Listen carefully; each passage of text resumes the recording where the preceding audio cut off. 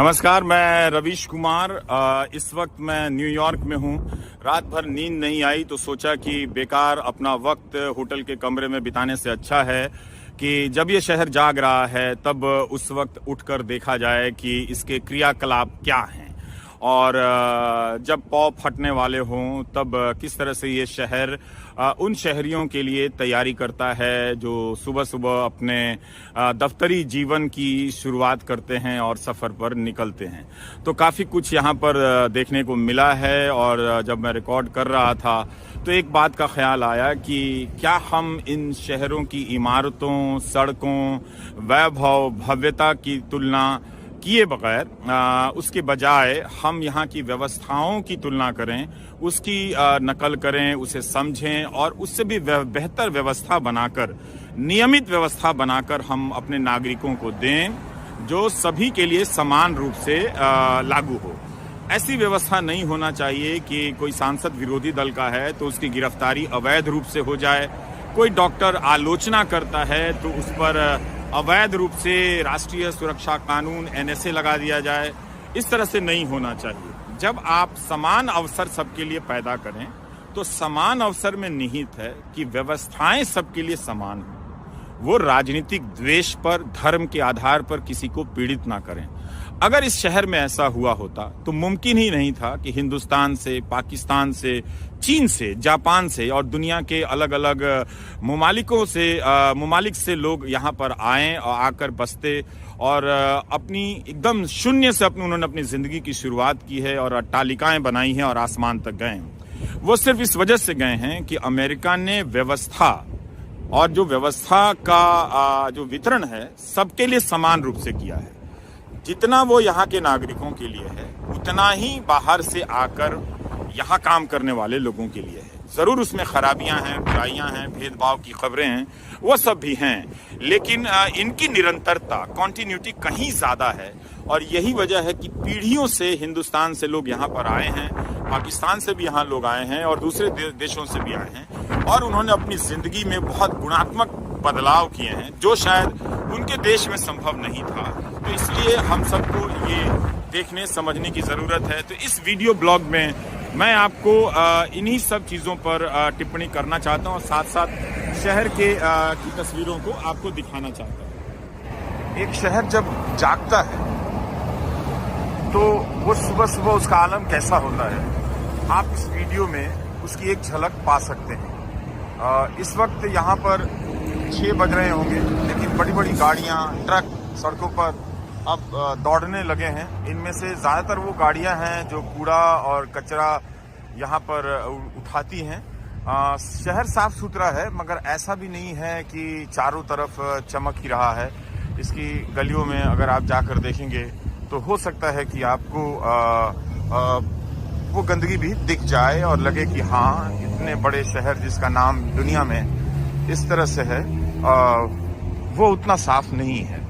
लेकिन लोगों ने कुछ चीज़ें व्यवस्था के हिसाब से अपनी जगह पर हैं, जैसे कूड़ा उठाने वाली गाड़ियां हों या फिर इस तरह के डस्टबिन जो हैं, अब हमारे देश में भी बहुत हैं पर वो कोई बड़ी बात नहीं है, लेकिन लोग इसका इस्तेमाल करते हैं और ऐसा लग रहा है कि सारा कचरा जो है वो यहाँ वहाँ फेंक कर जाने की आदत से अब ये कई दशक पहले ही मुक्त हो चुके हैं। लेकिन हर समय ऐसा नहीं था। एक समय ये शहर भी काफ़ी गंदे हुआ करते थे और धीरे धीरे बहुत जब इसमें समृद्धि आई तो समृद्धि के साथ साथ सफाई भी आती चली गई।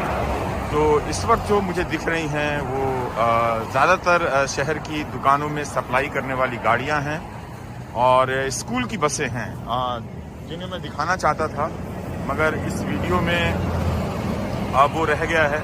पर आप देख सकते हैं कि ठीक हमारे हिंदुस्तान की तरह ही ये शहर भी सुबह सुबह जागता है। आप भारत के किसी भी शहर में जाएं तो आपको किसी खास चौराहे पर अखबार वाले जो हॉकर हैं वो अखबार समेट कर बांटने की तैयारी करते हुए नजर आएंगे, लेकिन यहाँ पर हॉकर तो मुझे नहीं दिखा। लेकिन आप देख सकते हैं कि चूँकि सुबह का आलम है तो फूलों की ये दुकान खुल गई है। $17 का एक फूल है, कोई $25 का है। तो देखिए लोगों ने गुलदस्तों को किस तरह से सजाया हुआ, ये देखने की चीज़ है। ऐसा नहीं है कि सिर्फ यहीं पर आकर आप देख सकेंगे, लेकिन जब आप एक शहर को देखते हैं तो उसकी रात को भी देखिए, उसकी सुबह को भी देखिए और उसकी शाम को भी देखिए, और खासकर ऐसे वक्त को भी देखिए कि जब शहर उठकर तैयारी करता है काम पर चलने के लिए। वो ज़रूर देखना चाहिए, तब उसका थोड़ा थोड़ा खालीपन भी दिखता है और धीरे धीरे वो भरता हुआ नज़र आता है, वो भी हम देखते हैं।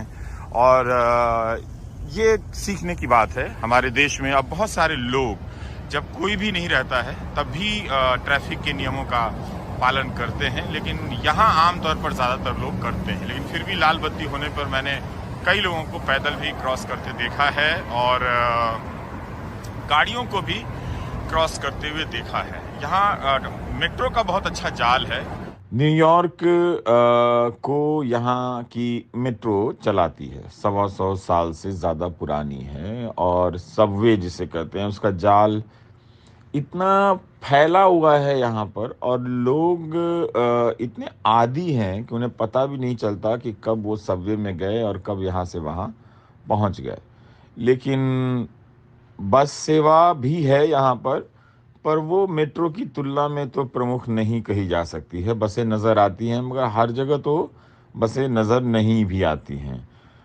कारों का आलम ये है कि ये जो गाड़ियाँ देख रहे हैं आप, दिन के वक्त व्यस्त समय में इनसे शहर भर जाता है और लोग जो हैं घंटों कारें चला रहे होते हैं पार्किंग खोजने के लिए। पार्किंग मिलती नहीं है, काफ़ी महंगी होती है जो पार्किंग होती है, तो इसलिए ये शहर जो है नीचे दौड़ रहा होता है। ज़्यादा बड़ी आबादी के हिसाब से देखें तो, ऊपर के हिसाब से देखें तो ये शहर बहुत धीरे धीरे रेंग रहा होता है। जिस तरह से आप दिल्ली शहर में देखते हैं या भारत के दूसरे शहरों में देखते हैं, कुछ बड़े शहरों में ही हमारे यहाँ पब्लिक ट्रांसपोर्ट है। बाकी जो छोटे शहर हैं वहाँ पर भी सरकारी बसें हैं, मगर वो किसी योजना के अंतर्गत लाई गई 2-4 बसें हैं जो नागरिक की सुविधा के लिए कम, योजना के प्रसार के लिए ज़्यादा नज़र आती हैं। कि इसमें नगर सेवा, अमृत शहर योजना, इस तरह का अमृत मिशन, अर्बन मिशन, इस तरह के नामों को ढोने वाली बसें होती हैं। तो इस तरह की बसों की व्यवस्था बनाई नहीं गई हमारे छोटे शहरों में, जहां पर लोग उसका पालन करें, इसका इस्तेमाल करें और धीरे धीरे उनकी आदत में शामिल हो जाए बसों में चलना। तो ये एक गाड़ी है जो कचरा उठाती है, जो चली गई। काफ़ी विशालकाय गाड़ियां हैं यहाँ पर, चूँकि काम का स्केल वैसा होगा। इमारतें ऊंची हैं तो गाड़ियों का स्तर भी जो है वो ऊंचा है। तो आप देखिए कि यहाँ पर जो कूड़ा है उसे लोगों ने किस तरह से, दुकानदारों ने एक पैक करके रख दिया है कि जब गाड़ी आएगी तब ले जाएगी। तो चीज़ें हैं, हम भी कर रहे हैं अपने देश में, मगर उसका स्केल अभी बड़ा नहीं हुआ है, नियमित नहीं हुआ है। इसलिए बहुत ज़्यादा हैरान होने की भी बात नहीं है कि ये सिर्फ न्यूयॉर्क में ही हो सकता है या वहीं पर हुआ है। पर ज़रूर ये प्रथम जगत है, इसको फर्स्ट वर्ल्ड कहते हैं। और पैसे रुपए का अनुपात से देखें तो हमारे पास अगर 100 है तो इनके पास 10,000 है या 1 लाख है, तो इतना का फ़र्क तो है। तो इस वजह से यहाँ पर समृद्धि का स्तर कुछ अलग दिखता है, मगर समृद्धि की भी अपनी गरीबी होती है। ये हमें ध्यान में रखने की ज़रूरत है कि बहुत समृद्ध देशों में भी लोग कार चलाते हुए गरीब हो सकते हैं, सूट और टाई पहनकर भी गरीब हो सकते हैं और उन्हें आर्थिक मदद की ज़रूरत है। इसलिए यहाँ की दीवारों पर चैरिटी के आपको बहुत सारे पोस्टर नज़र आएंगे और लोग एक दूसरे की मदद के लिए मांग रहे होते हैं। तो ऐसा भी नहीं है कि यहाँ का सारा जीवन डॉलर के नए नोट की तरह चमकता नज़र आता है। इस जीवन की भी अपनी तकलीफ़ें हैं, चुनौतियाँ हैं, संघर्ष हैं। इन सब चीज़ों को ध्यान में रखते हुए जब हम किसी नए और बड़े शहर में जाएं तो उसकी भव्यता को देखें, और इसलिए ना देखें कि इसकी किसी एक इमारत की नकल करके हम अपनी नदी के बीच में बना दें या फिर रेलवे स्टेशन को वैसा चमका दें। हम ये भी देखें कि हमारे देश में जो आम लोग हैं उनके इस्तेमाल के लिए ट्रेन की सुविधाएं कैसी हैं। या अब जो एक नया चलन चला है कि लोगों की आर्थिक स्थिति में कोई विकास नहीं है, आम लोगों की सुविधाओं में कोई विकास नहीं है, ट्रेन बहुत आम जगहों पर भारत में कोरोना के समय छोटी दूरी की रेलगाड़ियां बंद कर दी गई, जिससे गरीब लोगों को बहुत तकलीफ हुई और ये मीडिया में बहुत आया भी नहीं, तो लोगों को पता नहीं चला कि देश के आम लोग इस तकलीफ से गुजर रहे हैं। लेकिन अब एक नया मॉडल आ गया है कि पता है हुक्मरान को कि लोग जब भी हिंदुस्तान से ऐसे शहरों में आते हैं तो हताश हो जाते हैं, कुंठा में आ जाते हैं कि अरे हमारे देश में तो ऐसा कोई शहर नहीं है, इस तरह का स्टेशन नहीं है। तो नेताओं ने एक तरकीब सोची है कि वो रेलगाड़ी का जाल बहुत बेहतर नहीं करेंगे, लोगों की पहुंच में आ जाए वो नहीं करेंगे, मगर वो करते ये हैं कि स्टेशन को बहुत आधुनिक बना देंगे, उसमें शीशा का बहुत इस्तेमाल होगा, तो उसका बजट बता देंगे कि 1000 करोड़, किसी आर्किटेक्ट का डिज़ाइन की हुई इमारत की तस्वीर आपको दिखा देंगे। फिर आपको लगेगा कि वाह क्या बढ़िया बात है, यहाँ पर हमारे यहाँ भी अमेरिका के जैसा रेलवे स्टेशन बनाया जा रहा है। और हम बहुत चकित हो जाते हैं क्योंकि हमारे अंदर एक कुंठा हो जाती है कि हम न्यूयॉर्क जाते हैं, सिडनी जाते हैं, तो लगता है कि इस तरह के गुंबदाकार जो इमारतें हैं, रेलवे स्टेशन है, हवाई अड्डे हमारे यहाँ क्यों नहीं है। पर एक चीज़ गौर कीजिएगा कि ये सब एक मॉडल है और ये आर्किटेक्ट के स्कूल में अब कोई भी जो नहीं भी पढ़ता है उसे भी इस तरह का मॉडल बनाना आ गया है। ये विकास की एक तस्वीर हो सकते हैं सेल्फी खींचने के लिए, मगर विकास का असली चेहरा नहीं है। विकास का असली चेहरा यह है कि नागरिक अपना समृद्ध जीवन जिए, उसकी आर्थिक स्थिति ऐसी हो कि वो जो ऊंची सुविधाएं हैं उसका इस्तेमाल अपने पैसे से कर सके। आपके पास स्टेशन तक जाने के लिए पैसे ना हो, लोग गरीबी में हो, अपने बच्चों को पढ़ा ना पाएं, लेकिन आप स्टेशन की इमारत को इस तरह से चमकदार बना दें जैसा कि भारत में हो रहा है।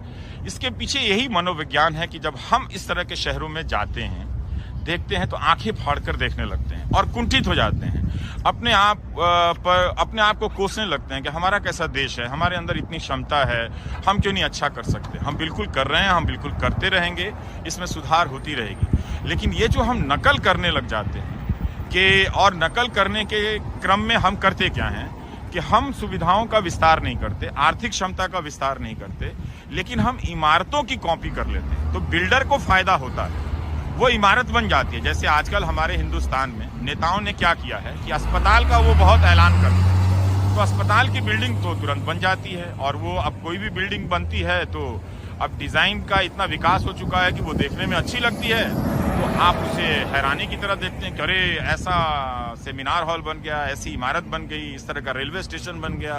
प्रधानमंत्री हवाई यात्रियों की जो दुविधा है, तकलीफ है, उस पर नहीं बोलेंगे। अभी छठ के समय, त्योहारों के समय 20-20 हज़ार रुपए के हवाई टिकट हो गए, उस पर प्रधानमंत्री नहीं बोलेंगे। लेकिन जो हवाई अड्डा बना है बेंगलुरु में, उसकी तस्वीर वो जरूर ट्वीट करेंगे ताकि वो देश का वैभव दिखा सकें। वो वैभव का प्रतीक है मगर वैभव नहीं है। लोगों से जबरन इस तरह से 25-25 हज़ार रुपए त्योहारों के नाम पर लिए गए, वो उसे आप नहीं बोल रहे हैं। तो एक तरह से ये जो असंतुलन पैदा हो रहा है उसे हमें थोड़ा सा परिप्रेक्ष्य में रखने की ज़रूरत है और समझने की ज़रूरत है कि जब भी हम ऐसे बड़े किसी शहर में आए तो देखें ज़रूर, चाहें ज़रूर कि इसकी जो अच्छी व्यवस्थाएं हैं वो हमारे देश में लागू हों। जैसे मैं चाहूँगा कि अगर आप न्यूयॉर्क की नकल करना चाहें भारत में, तो ये नकल कीजिए कि ये शहर अपने आप को साफ सुथरा रखने में, हर किसी को साफ सुथरा पानी पीने के लिए और एक अच्छी सड़क व्यवस्था बनाकर देने के लिए, सड़कों के नाम की व्यवस्था बनाकर देने के लिए जो इसकी व्यवस्थाएं हैं उसकी हमारे यहाँ अगर नकल हो तो सुधार होगा, अच्छा होगा।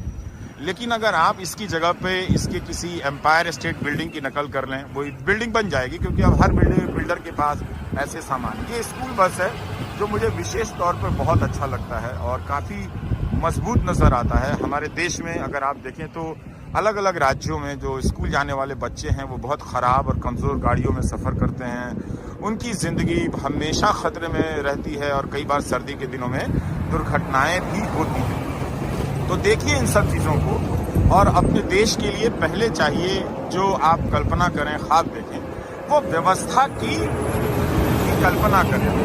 जब व्यवस्था सबके लिए बराबर होगी तो हम और आप अपनी क्षमताओं का अपने आप उसे आकाश तक पहुंचा देंगे, अपनी क्षमताओं को, और उसका विस्तार करेंगे। हम भी बड़े बिजनेस खड़े कर सकेंगे। लेकिन आप देखिए किसी एक के लिए व्यवस्था है, बाकी के लिए नहीं है। जिसके पास पैसा है, पैरवी है, उसकी